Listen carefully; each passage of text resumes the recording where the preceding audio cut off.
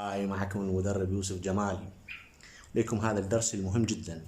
هنالك كلمتين تستخدم بشكل كثير جدا في حياتنا اليومية، وهن سنوز وسنيز. سنوز غفوة، من منا لا يستخدمها، وسنيز العطسة.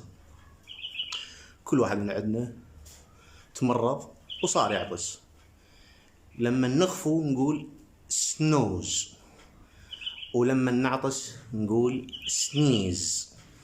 مثال على هالكلمتين: إذا أنت مريت بحالة الغفوة، نقول مثلا زينب is take snooze after the lunch. زينب أخذت قليلا من الغفوة بعد الغداء.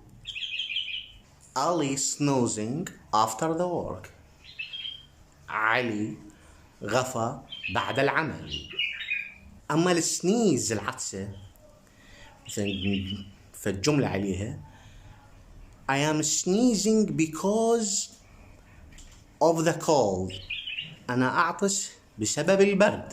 I am sneezing because of the cold. أنا أعطس بسبب البرد.